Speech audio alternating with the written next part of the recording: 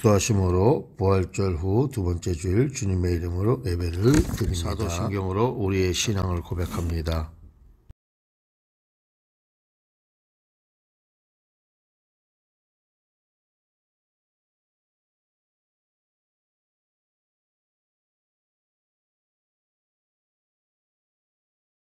성시교독 15번 시편 27편 교독합니다.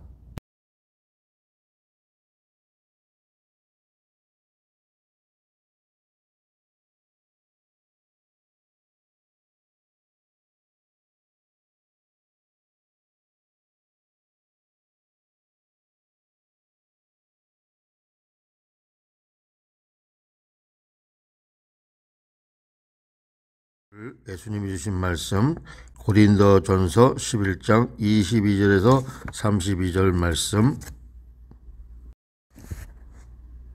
오늘 예수님이 주신 말씀 고린도전서 11장 22절에서 32절 말씀의 중심으로 유영렬 목사님께서 바울에 전한 성찬 예식이란 말씀을 전해드립니다. 하나님의 말씀을 20분, 25분 동안 전하려고 하면은 시다가 다 많은 것 같아가지고 저는 언젠가부터 시리즈로 한 주제로 3번 정도를 강론하는 그런 그 습관이 생겼습니다. 오늘 이제 성찬 예식에 대해서 세 번째 말씀을 여러분들과 같이 나누는데 처음에는 예수님이 정하신 그 세례식, 성찬식, 그 다음에 두 번째는 지난 주간에 말씀드린 대로 초대교회, 또 예수님이 성찬식의 주체, 또 주인공, 실제적인 것이다 하는 것을 말씀드렸고, 오늘은 역사적인 차원에서 좀 살펴보려고 합니다. 예수님이 승천하신 다음에 바울이 예수 믿는 사람들을 엄청나게 핍박을 했지요. 예수 믿는 사람들을 잡아 죽이려고 다메섹으로 가는 길에 예수님의 부르심을 받아 바울은 완전히 바뀌었습니다. 부르시고 택하신 목적을 바울 사도는 분명히 말씀을 듣고 깨달았어요. 왜 하나님이 바울 사도를 선택하고 부르셨느냐? 이스라엘과 임금들과 이방인들에게 예수 이름을 증거하라고 하나님은 바울을 선택하고 부르셨다고 바울 사도는 그 본질을 분명하게 말씀을 했습니다. 그래서 사도 바울은 그때부터 복음을 전하기 시작했어요. 그 복음이 뭐냐? 우리 잘 아는 대로 십자가. 바울은 십자가 외에는 아무 말도 할 것이 없고 자랑할 것이 없다. 오직 십자가. 십자가에는 물리적인 것보다도 지금은 상징적인 것, 십자가의 의미, 십자가의 예수님이 달려 죽으신 목적과 결과를 바울 사도는 알았고 그것을 전하느냐고 아주 노심초사 일평생 살았어요. 그 다음에 두 번째로 바울 사도가 전한 것은 예수님이 시작하신 성찬식, 예수님이 시작하신 성찬식을 고린도 교회에 그대로 전해주었다. 그래서 고린도전서 11장 22절인가 보면은 내가 전한 것은 주께로부터 받은 것이다.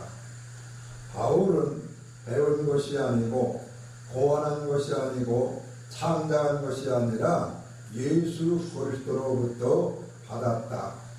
예수 그리스도로부터 전수받은 것을 고린도 교회 성도들을 위시하여 만나는 사람들에게 복음을 받아들인 사람들에게 다 전했다고 하는 것입니다.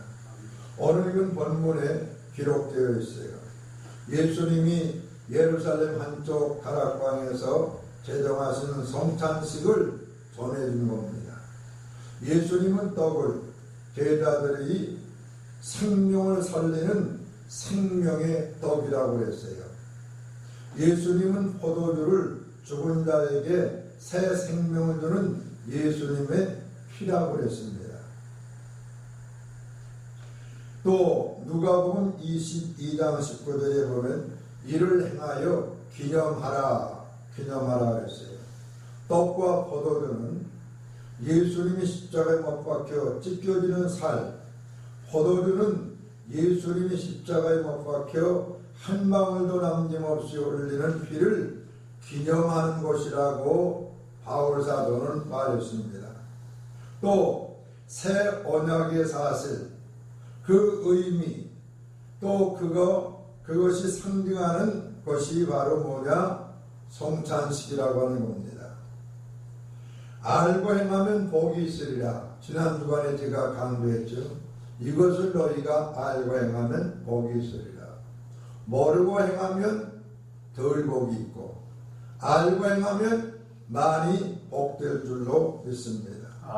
알지 못하고 생각 없이 잘못 알고 또 자신을 살피지 않고 분별 없이 먹고 마시면 죄를 먹고 마시는 것이다. 요즘 성경에는 주께 죄를 범하는 것이다. 알지 못하고 뜻없이 목적 없이 깨닫지 못하고 먹으면 오히려 잘못된다는 말입니다. 그게 무슨 말인가 하면 알지 못하고 제대로 깨닫지 못하고 먹기 때문에 약한 자가 생긴다. 믿음이 약해진다. 병든 자가 생긴다. 신앙이 병이 된다 이 말이에요. 잠자는 자도 많아진다. 영적인 잠을 잔다는 말입니다. 먼저 사도시대 때에는 이 성찬식을 어떻게 생각했느냐? 초대교회는 예수님이 말씀하신 대로 유월절을 잘 지켰어요. 성찬은 기쁨과 감사와 순전한 마음으로 성찬을 나누며 또 그 후에 음식도 먹었습니다. 성찬식에는 감사와 기쁨, 회개, 확신, 각오 이런 것이 포함되어야 한다는 말입니다. 그 까닭은 예수님의 참되고 온전한 희생, 예수님의 몸과 피에 참여하는 하늘나라의 축복에 동참하기 때문에 감사와 기쁨, 확신이 있어야 된다는 말입니다. 그래서 초대교회는 이것을 가르쳐서 애찬이라고 했어요. 바울은 고린도 교회의 복음 전파와 더불어 성찬 예식을 전해줬다고 고린도전서 11장 23절에 말씀을 했어요. 그런데 고린도전서 11장 20절에 고린도 교회는 편당을 일삼으며 두서없이 성찬과 애찬을 먹었습니다. 주의 떡이나 잔을 합당치 않고 먹고 마시는 자는 주의 몸과 피를 범하는 죄가 있다. 사람이 자기를 살피고 그 후에 떡을 먹고 이 잔을 마시라. 주의 몸을 분변치 못하고 먹고 마시는 자는 자기의 죄를 먹고 마시는 것입니다.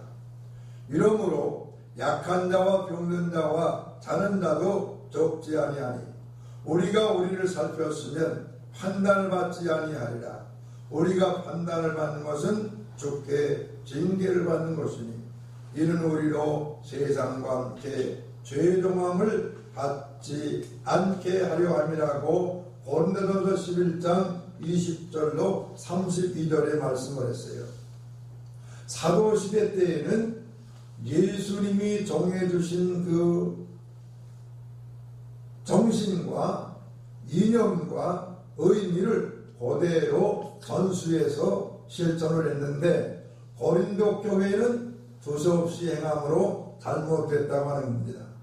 두 번째로 속사도시대, 그러니까 11제자가 결세해서 순교해서 천국으로 간 그 다음에 교회를 맡아 이끌어 나간 분이 뭐냐? 속사도라는 겁니다.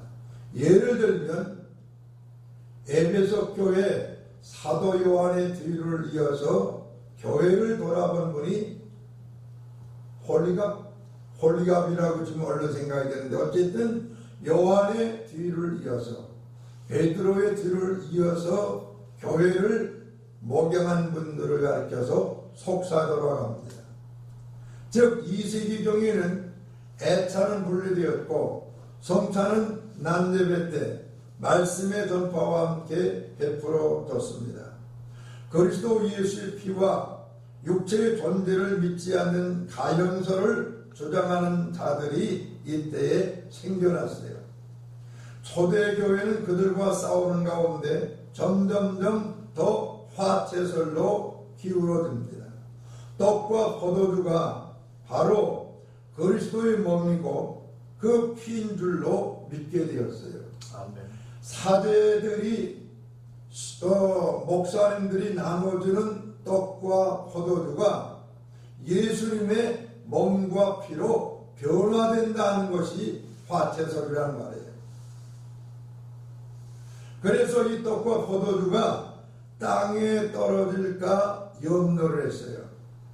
그래서 천주교에서는 신부만 떡을 먹어요. 신부만 포도주를 마셔. 왜? 예수님의 몸과 피가 땅에 떨어지면 안 되기 때문에. 그리고 성도들은 그저 신부가 먹고 마시는 것을 보기만 해요. 아주 웃은 얘기가 있습니다. 예를 들어서 임광수 목사님 몫으로 신부가 떡을 먹어. 또 에스더 권사님 몫으로 포도주를 마셔요. 한 300~400명 정도 모인 자리에서 신부 혼자 포도주를 꼴깍꼴깍 마시니까 한 100잔 정도, 200잔 정도 마신 신부는 그 미사가 끝날 때 포도주에 취해가지고 비틀비틀 된다는 얘기예요. 이게 바로 화철술에 아주 웃기는 그만하겠습니다. 또 성찬을 먹고 마시는 자에게 각종 이적이 뒤따른다고 믿었어요. 더욱 성찬을 희생하는 제물과 일치시킴으로 걷잡을 수 없이 미혹에 빠지기도 했습니다. 성찬은 주를 기념하는 거룩한 식사인데 이것이 나중에 그리스도의 희생 제물로 혹은 구약의 속죄 제물과 같이 여기게 되었고, 해를 거듭할수록 떡과 포도주가 변질된다고 주장하다가 나중에 화채론까지 나오게 됐다는 말입니다. 콘스탄틴 황제가 예수님을 믿고 모든 로마 경례의 사람들은 예수를 믿어도 좋다 이렇게 하므로 지하에 있던 성도들 교회가 다 지상으로 올라와서 드디어 기독교 천국이 되어버려요. 이렇게 되니까 중동 지역에 있는 잡다한 종교들이 다 교회 간판을 거는 거야. 그 중동 지역에 있는 잡다한 종교들의 교리나 신앙이나 또 구다는 그 모든 스타일을 그대로 가지고 와서 교회다 하니까 여기에는 아주 뒤죽박죽 엉망진창이 되어버렸다 이 말입니다. 이때 중동 지역에 있던 잡다한 종교가 기독교에 스며들어오면서 교회가 변질되기 시작했어요. 이때가 언제냐면은 한 주후 300년 전후에서 그렇게 돼가지고 그때부터 문제가 됐는데 무슨 문제냐? 예수님이 성찬식을 거행한 그 의식, 의미, 정신이 완전히 희석이 되어버리고 바울이 전해준 성찬 예식의 정신도 완전히 망가져버렸어요. 그래가지고 주후 400년, 500년경에 교회를 지도하던 분들을 일컬어서 뭐라고 말하냐면 교부시대라고 합니다. 사도시대, 속사도시대, 교부시대. 교부들은 속사도들로부터 물려받은 성경, 신앙, 진리를 정리정돈해서 체계화했습니다. 역사는 흘러 교회가 이제 그때 두 가지로 나뉩니다. 동방교회와 서방교회로 나누어져요. 서방교회는 서서히 화채설을 받아들입니다. 키프리안이 희생의 개념을 도입하긴 했지만 단지 골고다의 희생을 담은 것으로 봅니다. 어거스틴은 간혹 떡과 포도주를 성경 그대로 그리스도의 몸과 피라고 했어요. 분명한 것은 어거스틴은 화채설을 주장하지를 않았습니다. 어거스틴은 떡과 포도주가 피와 살로 변화된다는 것을 반대했다는 말입니다. 예수님께서 다시 희생의 제물로 주셨다는 뜻으로가 아니고 골고다의 죽음과 희생을 기억하는 것으로 어거스틴은 강조를 했어요. 이 어거스틴이 교부로서 대표적인 인물인데 어거스틴은 바울 그 다음에 어거스틴 이렇게 중요한 인물입니다. 어거스틴의 이와 같은 사상이 후에 영향을 미쳐서 화채설을 막는 데 큰 역할을 했습니다. 그러나 후일에 베렌가리우스나 랑프랑 등의 항거함으로써 화채설로 기울어지게 되기도 했지만 그러나 다시 원위치가 됐어요. 13세기에 이르러서 보편적인 정설로 높여졌습니다. 빈스의 신학은 화채의 성격, 시각, 그 지속 시각 등을 논의하기까지 했습니다. 이후에 로마교는 다음과 같이 미신에 빠졌어요. 지금 천주교는 미신적이다 이 말입니다. 주께서 첫 성찬을 베푸시고 이는 내 몸이니 라고 하신 말씀을 하실 때 한 번만 떡이 변하여 몸이 된 것이 아니고 제자들과 신부들이 이 말씀으로 성찬을 베풀 때마다 떡과 포도주의 질이 변하여 그리스도의 몸과 피가 된다고 했고 그것이 천주교의 성찬식의 개념입니다. 예수님께서 하늘에 계시니 세상에 올 수 없고 또 창조적인 역사가 일어난 것도 아니니 이는 이미 그리스도께서 마리아에게 탄생되셨기 때문이에요. 다만 떡과 포도주의 실체가 변하여 그리스도의 몸과 피로 화해지는 길 이외에는 없으니 이는 마치 우리가 먹은 음식이 몸의 살과 피로 되는 것과 같이 완전히 다른 실제로 된다.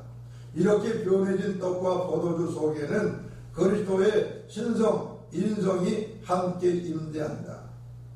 말씀을 수찬 자를 위한 것이 아니고 떡과 포도주의 화채를 위한 것이다. 따라서 로마교회 성찬은 속례가 아니고 희생이고 골고다의 제물과 똑같다고 성찬은 다만 피 없는 제물이라는 점이 다른데 다시 말해서 신부님이 떡을 들고 이것은 예수님의 몸이다 하는 그 순간에 떡이 예수님의 살로 완전히 바뀐다는 말이에요. 또 천주교에서 신부님이 포도주 잔을 들고 이것은 예수님의 피다 그렇게 말하는 순간에 포도주가 예수님의 피로 변한다는 것이 천주교의 화채설입니다. 그런데 조금 전에도 제가 말씀을 드렸지만 바울은 예수님의 죽으심을 기념하는 것이다. 누가 이 말을 확대 인용했지요? 어거스틴은 예수님의 희생을 기억하는 것이다. 여러분과 저는요 결론적으로 칼빈주의 신학 사상에 입각한 장로교회에 몸담아 신앙생활하는 것이 은혜 중에 또한 은혜인 줄로 믿습니다. 아멘. 이제 한국에도 들어와 있지만 루터교가 있죠. 루터교는요, 성찬을 진행할 때에 임재, 예수님이 성찬식에 영적으로 임재하신다. 이것은 칼빈주의와 너무 비슷한 거예요. 또 루터교에서는 예수님께서 성찬을 받는 사람들에게 편재하신다. 편재한다는 말은 한쪽에 임한다는 말인데, 예수님이 정하신 성찬식의 본 정신 그대로 믿음으로, 감사함으로, 기쁨으로, 회개함으로 확신하고 이 떡과 포도주를 드는 사람에게 예수님이 함께 하신다. 할렐루야. 아멘. 주빙길리는 이는 내 몸이니 할 때에 제사를 의미한다고 했어요. 주빙길리는 성찬을 통해 주시고자 하는 하나님의 은사를 무시하고 일방적으로 신앙 고백의 행위로만 봤어요. 성찬을 먹고 마실 때에 하나님이 주시는 은사는 생각지 않고 신앙 고백이다. 아, 이것은 예수님이 나 위하여 흘리신 피다. 감사합니다. 이렇게 신앙 고백 행위로만 알고 시행을 했다고 누가요? 쯔빙길레라고 하는 그 신학자는 말했습니다.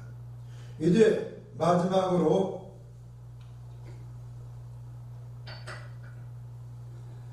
칼빈은 성찬식을 행할 때에 예수님이 영적으로 전 인격적으로 성찬식 자리에 임하신다. 예수님이 무엇으로 임하신다고? 영으로 임하신다.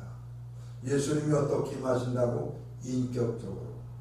인격이라고 하는 것은 지정의를 함축하는 말이잖아요. 성찬을 들면서 회개하는 것을 예수님은 보시고, 그래, 내가 내 죄를 용서하마. 성찬을 들은 사람이 예수님, 하나님 감사합니다. 그래, 내 은혜를 내가 아니 참 기특하다. 성찬을 드는 사람이 하나님, 이제는 경건하게 믿음으로 말씀 따라 살겠습니다.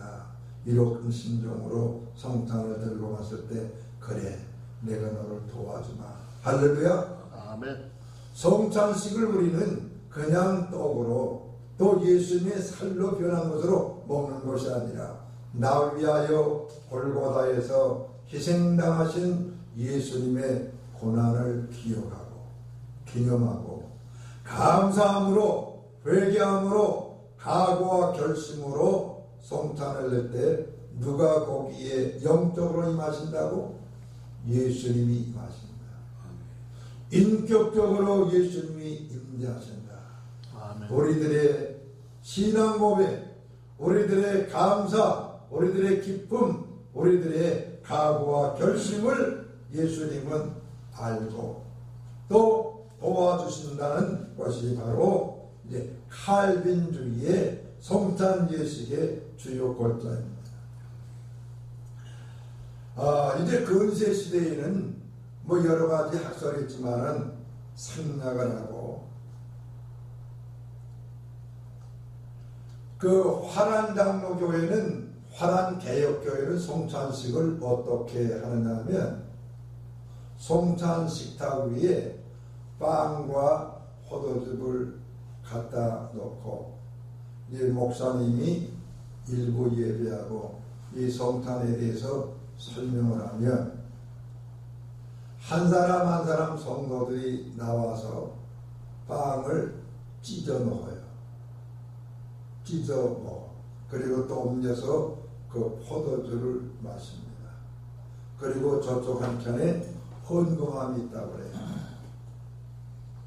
그런데 화란개혁교회가 성찬식을 이렇게 행할 때에 그 빵덩어리에서 일부를 찢어서 먹는 순간에 뭘 생각하느냐? 예수님이 십자가에 못 박혀 찢겨지는 손과 발, 그리고 옆구리가 창에 찔려 물과 피가 쏟아지는 그것을 생각하면서 빵 조각을 들고 많이 감격해한다. 포도주를 들면서. 어쨌든 이 성찬식에는 제가 이번에 강조한 것이 뭐냐, 골고다 예수님의 희생 그 죽음을 기억하는 것. 오거스틴의 그 신학사상, 오거스틴의 신학사상은 누구에게서 받았느냐? 바울에게서. 바울은 누구에게서 받았느냐? 주께 받은 것. 그런데 우리 한국교회는요, 섬기기를 참 잘해요. 성도들은 가만히 앉아있고 장로님이 분단위원 분병면 해가지고 들고 가서 잡수세요. 그러면 그것을 받아 먹기도 하고 옆에 있는 사람에게 아이들에게도 주고 그러면은 목사님 또 쓰다! 아이들에게는 주면 안 됩니다. 그러면은 또 그 목사는 인심 되게 살았다고 그 얼마치가 된다고 못 주고 못 먹게 하느냐고. 이제 오늘 말씀을 마무리하면 여러분과 저는요, 다시 말씀을 드리지만 아주 사소한 일에 우리가 신경 쓸 것이 아니고, 예수님이 십자가에 못 박혀 죽으시기 전날 밤에 왜 유월절 먹기를 소원했던가. 그리고 예레미야 33장에 옛 언약과 새 언약, 이것은 너희를 위하여 흘리는 바, 너희를 위하여 지키는 바, 내 살과 피다. 바울 사도도 강조했지만 이제 앞으로 한빛교회 모든 성도들은 어디에서 성찬예식에 참여하든 성찬식에 담겨진 의미, 목적, 사실을 공명심하고 성찬에 참여하실 때에 영적으로 그 자리에 임재하시는, 인격적으로 임재하시는 그리스도와 교제가 되고 하나님께 영광이 되고 은혜가 되기를 주의 이름으로 축원합니다. 하나님